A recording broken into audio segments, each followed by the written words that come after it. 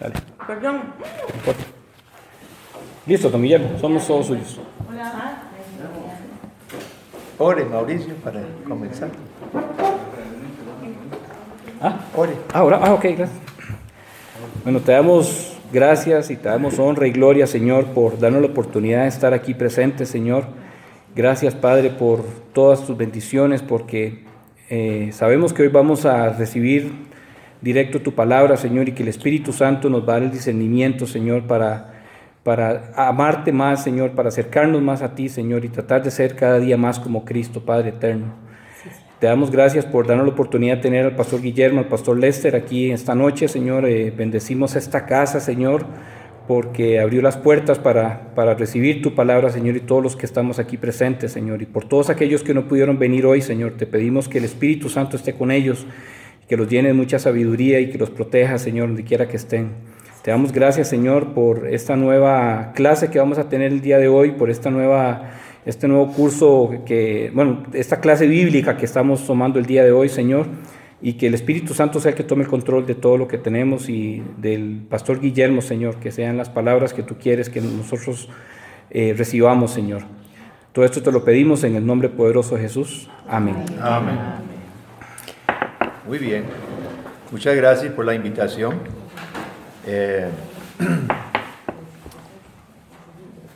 Y espero que Dios los siga bendiciendo en sus estudios. Miren, no me pudieron haber invitado a una lección que más me guste. Y un tema que yo considero sumamente importante, no porque sea un tema más importante doctrinalmente, sino porque sea tan descuidado en el país en que vivimos. Hemos estado conversando con Lester precisamente en estos días sobre el concepto de la iglesia que tantas personas tienen, ¿verdad?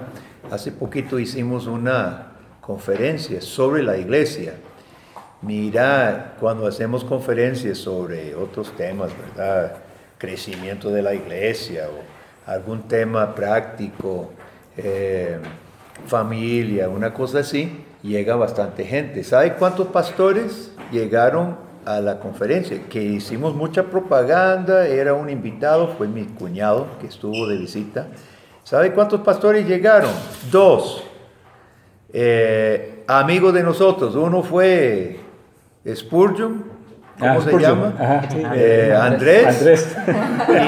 Y el otro fue el hermano de Lobo, de que pastorea en Heredia. O sea, 2 amigos fueron los únicos que llegaron. Y esto lo dice todo. Ahora, yo quiero hacer la pregunta.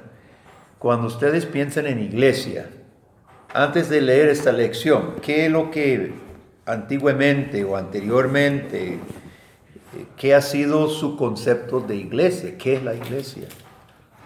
Las 4 paredes. Eso es lo que todo el mundo...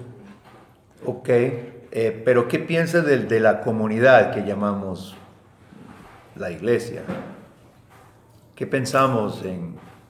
Sí, muchos piensan en Sí, el edificio. en el templo como iglesia, ¿verdad? Pero sabemos que es también gente, ¿verdad? ¿Qué pensamos en ese grupo que llamamos, no sé, llamamos la iglesia también, ¿verdad? Una reunión. Uh-huh. El conjunto de gente, ¿cómo lo vemos?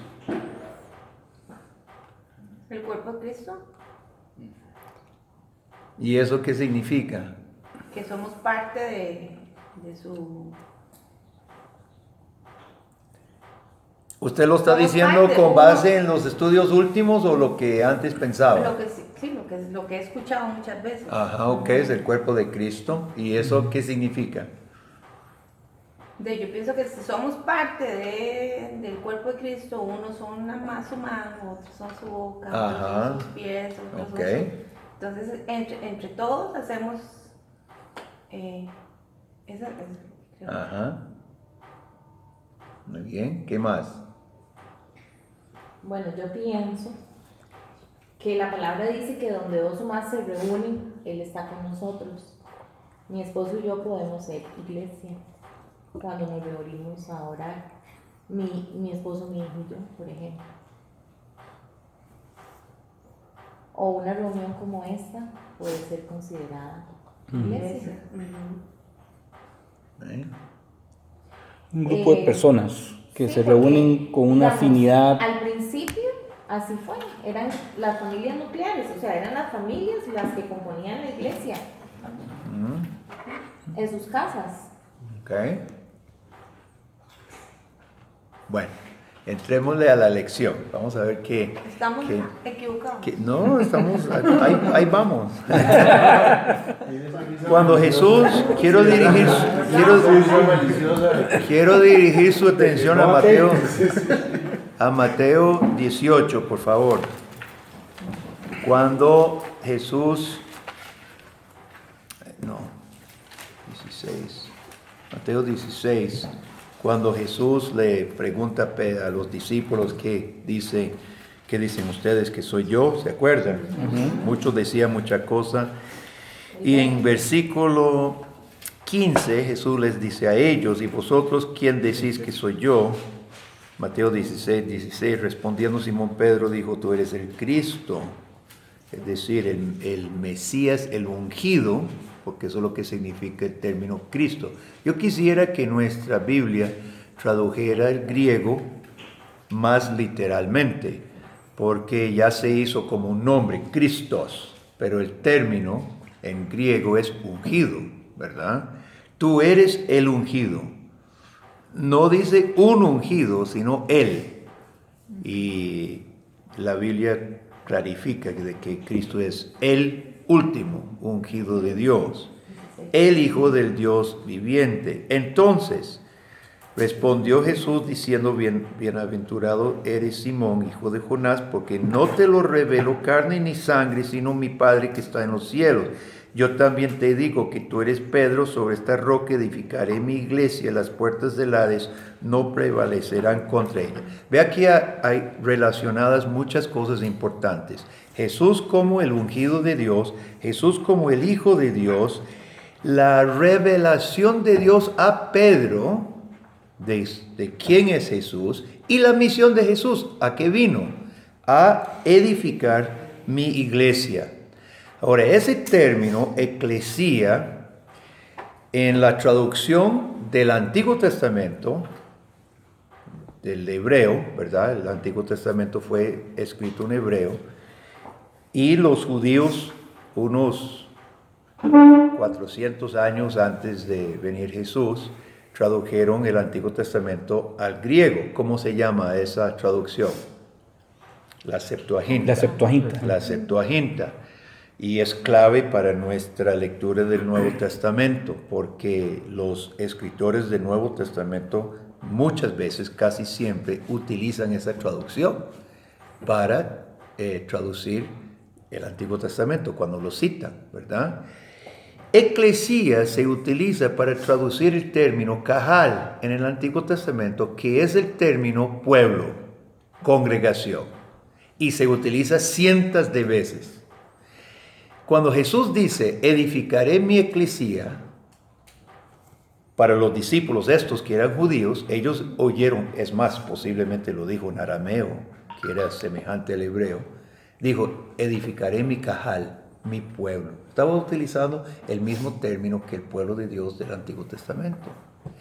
Ahora, ese pueblo, ¿cómo fue organizado? ¿Cómo fue instituido primero? ¿Cómo fue el pueblo de Dios creado? A través del pacto, ¿no? En Abraham. ¿Se levantó Abraham un día y dijo, bueno, yo voy a ser cajal de Dios? No. Dios lo llama. Fue divinamente instituido, el pueblo de Dios divinamente llamado. ¿Cómo fue compuesto el cajal de Dios? ¿Cómo fue organizado en el Antiguo Testamento? ¿Qué administración, qué organización administrativa? Por medio de sacerdotes, levitas. No, pero empezaron con patriarcas. Del patriarca siguieron a los jueces o De los jueces siguieron a los sacerdotes. Después los tres profetas. oficios. Ajá, ok. Los tres Luego los oficios, profetas. rey, profeta, sacerdote, ¿verdad? Pero en todo, ¿quiénes casi siempre tenían que ser consultados y quiénes realmente tenían mucho peso en El Israel? profeta. Los sacerdotes. Estoy pensando en otro que no sea los tres oficios, eso sí, Ok. eso sí, ¿verdad? Pero, por ejemplo, cuando David muere, ¿a quién llama? Al profeta, ¿no? Cuando David muere, A su hijo, a Samuel. ¿no? Bueno, él se dirige a Salomón también, ¿verdad? Pero él llama, él convoca una clase, un grupo de Un personas, concilio. Los ancianos. los ancianos. A los ancianos. Y encarga a los ancianos de vigilar que su hijo cumpla y que los demás cumplan con construir el templo. Son los ancianos. Cuando Salomón muere, ¿quiénes llegan a él para decirle a Roboam, al hijo de Salomón, tu tata fue todo bueno y todo, pero los impuestos fueron duros, afloje un poco, ya tenemos mucha prosperidad? ¿Quiénes fueron? Los ancianos. Los ancianos. Los ancianos en el Antiguo Testamento siguieron jugando un papel clave durante todo el periodo. Después se corrompieron como todo el pueblo, ¿verdad? Y ya se desaparecen. Sin embargo, cuando Jesús dice, edificaré, y utiliza el término que siempre ha habido, edificaré mi pueblo, seguiré edificando mi pueblo, con base ahora en los que me confiesan, porque Pedro acaba de confesarlo, edificaré mi pueblo sobre confesores como usted, Pedro, y las puertas del Hades no prevalecerán contra ella, y debemos darle vuelta al concepto común de esa frase, las puertas del Hades. Casi siempre la gente piensa, de aquí estamos y el Hades nos está dando, ¿verdad? Pero no va a prevalecer contra nosotros, no, es al revés. Las puertas del Hades es la ciudad que estamos atacando, los portones de la ciudad. Se atacaba con unas grandes máquinas de guerra para tumbar las puertas, ¿verdad? Usted ha visto las películas con unas tucas que arman sobre ruedas. Dice Jesucristo, nosotros vamos a la guerra, vamos a la ofensiva, yo voy a edificar mi pueblo, vamos al ataque, por los portones del Hades, que es el mundo que tenía el dominio sobre el dominio de Satanás, no van a resistir porque le vamos a dar, ¿verdad? Y edificaré mi eclesía, mi cajal, mi pueblo. Ahora, Jesús, en el Nuevo Testamento, luego viene las mismas categorías. Ancianos, dice Pablo a Tito, establezca ancianos en cada ciudad. En Hechos capítulo, 14, 15, dice que Pedro fue por toda Asia Menor estableciendo ancianos en cada iglesia. Entonces, esta iglesia que Jesús está estableciendo tiene una larga historia que no fue inventada ni por Jesús, ni por los discípulos, ni por nosotros, ¿verdad?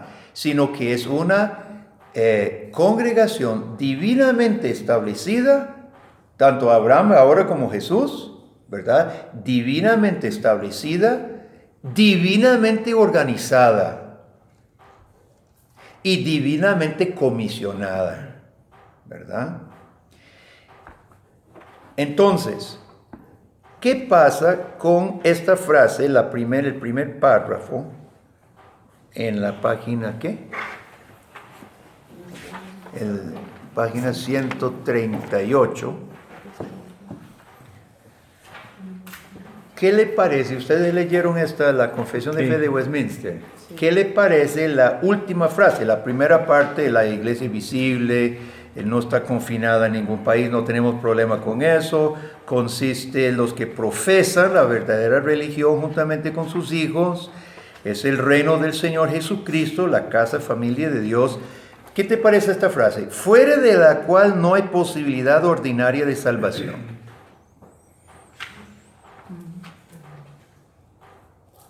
¿Qué le parece esa frase? Fuerte. Sí. ¿Sabe La iglesia cristiana desde los apóstoles han confesado esto. Esto se encuentra en montones de veces durante la historia de la iglesia. Ahora, pensemos en lo que Jesús está diciendo, edificaré mi pueblo.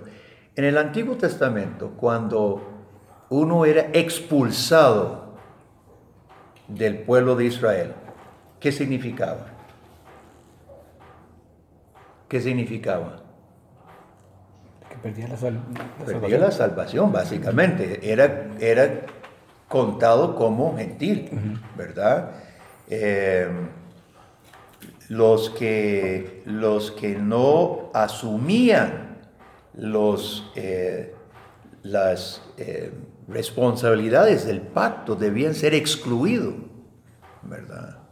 Los que no eran circuncidados, por ejemplo, no podían entrar al templo.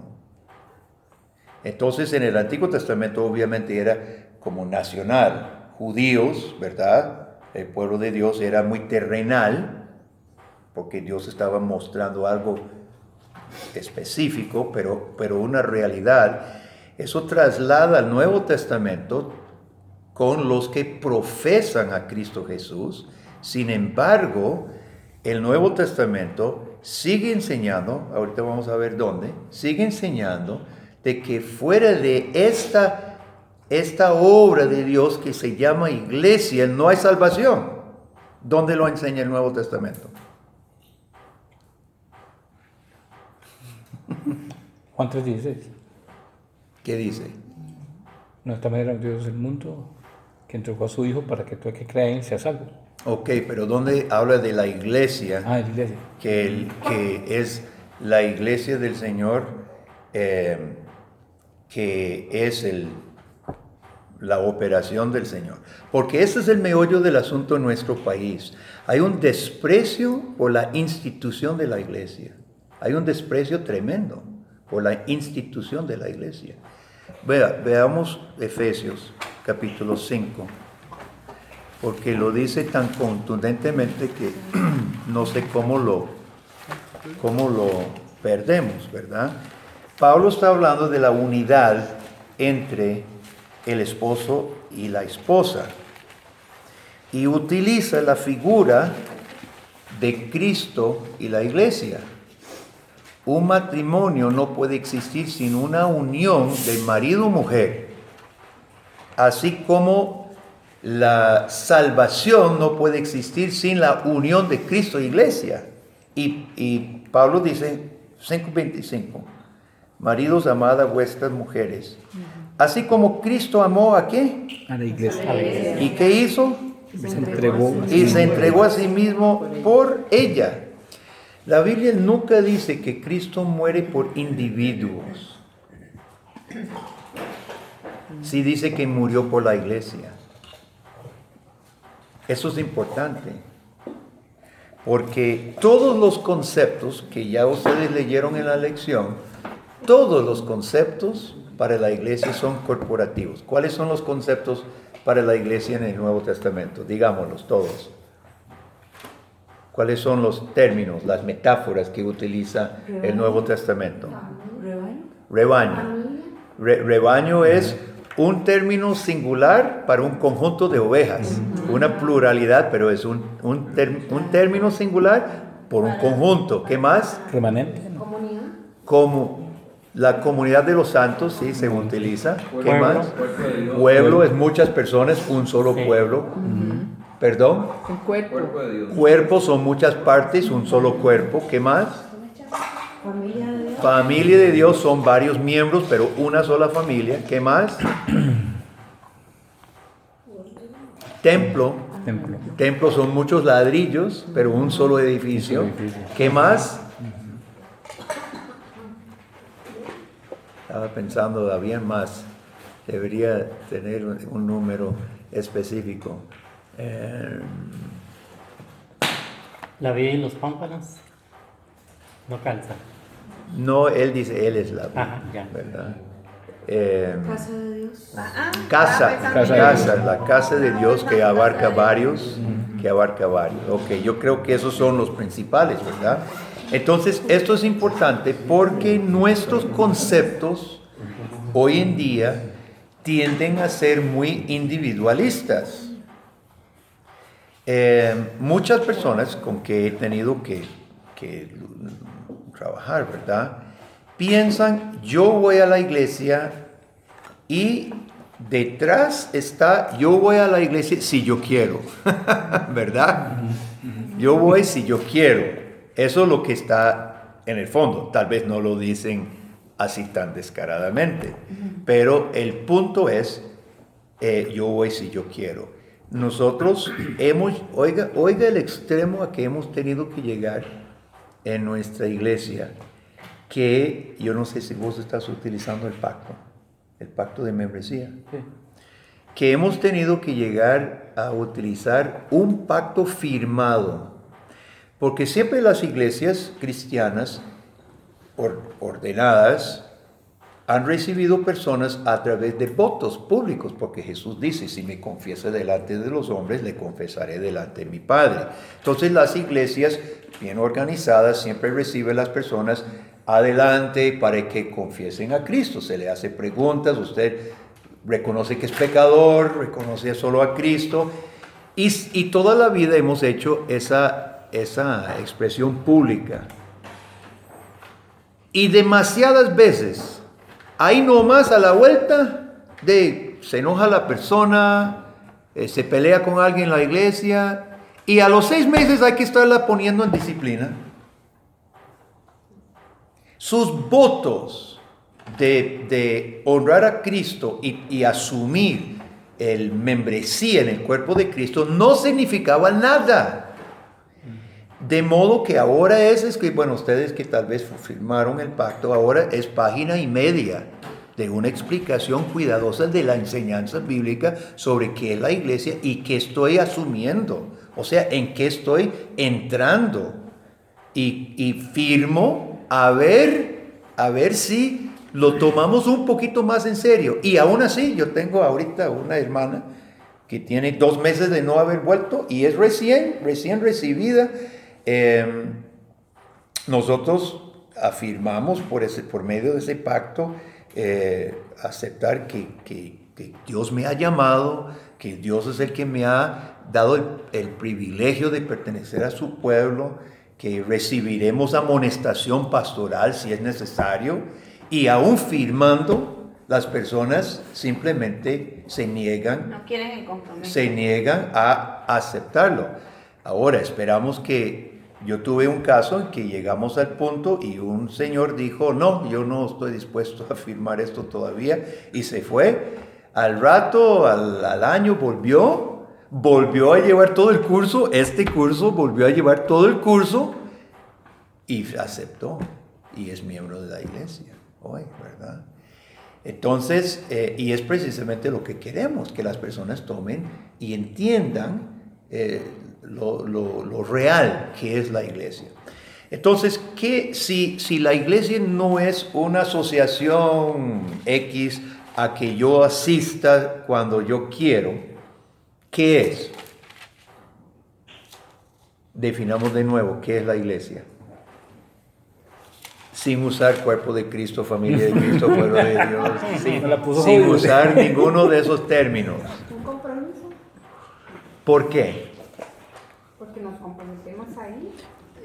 Eso no es la esencia de la iglesia, esa es mi respuesta. Pero ¿qué es la esencia de la iglesia? Bueno, Dios siempre se ha manifestado a su pueblo de una manera de un vínculo de fidelidad, ¿verdad? De hecho, Él siempre se dirigía a su pueblo, y desde el Antiguo Testamento Él siempre se dirigía a su pueblo como mi pueblo, o sea, demostrando que hay una intimidad, una relación íntima. Y cuando se violentaba el pacto, o el pueblo violentaba el pacto, se hablaba de infidelidad, que es como una analogía al matrimonio, como es el compromiso de una pareja, ¿verdad? Entonces, y como aquí lo ratifica Cristo, de que la iglesia es su esposa, ¿verdad? Entonces yo lo veo como ese tipo de compromiso, de fidelidad que tenemos que tener a la congregación a la cual estamos comprometidos, ¿no? Ok, estabas hablando de nuestra, yo quiero llegar al punto que es la esencia de la iglesia. Vamos por otro lado. ¿Qué derecho tenemos de asistir a la iglesia?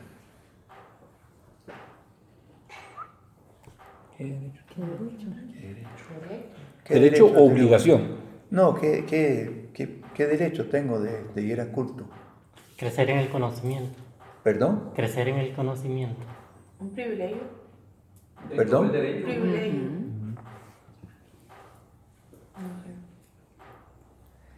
¿Qué Derecho derecho? a la salvación, digamos. ¿Perdón? Derecho a la salvación. Tenemos todos, si Sí. somos, ¿verdad? Entonces, si se ve que quien no asiste a la iglesia pierde la salvación, entonces estamos haciendo uso de nuestro derecho a ser salvos y ser parte del reino. Vamos más para atrás. Pero no es cierto que la salvación No. es de no ir al culto. No es por No, nuestras pero- obras. Exacto. ¿O no es que vamos a Por la eso, iglesia pero para alabar y digamos, adorar a con el Dios? compromiso, Que ese es el trasfondo estamos de haciendo la ida de uso nosotros a la nuestro iglesia. derecho a ser salvos. Ok. Para darle gloria y honra a Estamos Dios, ejerciendo nuestro- porque si no estamos diciendo que vamos O sea, por no lo nosotros. perdemos, igual como no se pierde ningún No, derecho. tenemos el derecho legal por haber aceptado a Cristo. Por eso, el derecho no se pierde, los derechos no se pierden, uno siempre No, lo es tiene. ejerción. Uno es el que hace, sí, por eso, pero entonces estamos ejerciendo el derecho que tenemos de ser salvos. ¿Qué derecho Por ser tiene hijos de un ese- pecador? Bueno, igual sí somos enmerecidos. Ninguno. ¿Qué derecho tiene un pecador? Romanos 3 dice que no. ¿Qué hizo Dios con Adán y Eva? Los hechos. Los Sí, los echó. echó. Echó. ¿Qué pasaba si algún pecador entraba al lugar santo? Moría. Moría. Moría. Sí, no tenemos derecho. Nadie tiene ningún derecho. Para atrás. Es la respuesta correcta. Perdón. Y Estaba ahí asociando tenemos que con- empezar, porque tantos pensamos que voy a la iglesia si yo quiero, porque asumimos que tengo derecho de poder ir. Todos tenemos derecho a todo en nuestra sociedad. Hay que empezar del otro lado, totalmente. No tenemos derecho. No tenemos. Es más, legalmente cada persona, cada ser humano que se acerque a un culto donde está el Señor debería caer muerto. Debería caer Claro, muerto. claro. Y una persona que entre, que no confiese a Cristo, que no entre lavado por la sangre de Cristo, a Dios no le agrada nada lo que haga, nada, le desagrada. Aborrece sus cantos, aborrece sus palabras, aborrece su ofrenda, lo aborrece todo. Wow. Eso la Biblia lo enseña claramente, ¿verdad? Ahora, entonces, concepto de la iglesia. Volvamos a la pregunta. ¿Cuál es la esencia de la iglesia? Viéndolo de esa perspectiva. ¿Cuál es la esencia de la iglesia? La santidad. La adoración a Dios. Arrepentimiento. La misericordia. La vida eterna. Estas personas que llamamos iglesia, ¿cuál es la esencia de estas personas? Definamos bíblicamente a estas personas. ¿Quiénes son? Los hijos de Dios. No, ¿Y pecadores. cómo llegaron a ser hijos de Dios? Sí. Los elegidos. Son pecadores. Entonces vamos como en actitud de agradecimiento, a glorificar. Es más simple la respuesta. La iglesia, definimos la iglesia como los que Dios ha redimido por gracia. O sea, ¿Ok? los No es elegidos. tan difícil. Son los elegidos de Dios, ¿verdad? Que Dios ha salvado por gracia. No es que tengan derecho, no es que merecen, no es que pueden, no es que deciden. Y eso es el punto a que quiero llegar. No es que nadie decida. Por eso es inaudito los que comprendamos que es la iglesia, pensar, voy y salgo, voy o no voy, voy y me voy de la iglesia. Es que si usted es rescatado por Dios, usted pertenece a Dios, no es decisión suya haber llegado ni poder ir. Usted es. Él pone el querer como el hacer. Usted es adoptado, usted no puede decir no ser adoptado, ¿verdad? Ya usted fue adoptado, fue lavado por Jesucristo y usted es cuerpo de Jesucristo. Este es el gran problema de nuestro entorno hoy en día, que no comprendemos, número uno, lo que merecemos y lo que no merecemos. No entendemos, creemos, estamos en la sociedad de los derechos, ¿verdad? Todos tenemos derechos a todo lo que yo quiera, ¿verdad? No es así. Yo tengo derecho al infierno, el único derecho real y legal que yo tengo, el derecho al infierno. Usted está consciente de que para toda la eternidad usted merecerá el infierno, aún en el cielo. Merecerá el infierno. Por eso nuestra alabanza en el cielo será más pura, porque nos daremos cuenta de la gran gloria de Dios, porque ni sol habrá. La gloria de Dios va a alumbrar el nuevo cosmos, ¿verdad? Y frente a esa gloria nos vamos a dar cuenta de lo que fuimos en esta vida, ¿verdad? Y sabremos para siempre que siempre merecemos el infierno.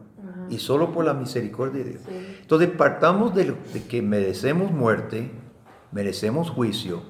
Dios soberanamente me ha insertado en una obra que Él está haciendo en esta tierra. Dios llamó a Abraham, Dios estableció su cajal, Jesucristo está edificando su misma iglesia, que es cajal, que es pueblo, que es congregación, y el mismo término de iglesia es congregado, ¿verdad? Porque Dios nos congrega para alabarle para todo lo que vos dijiste.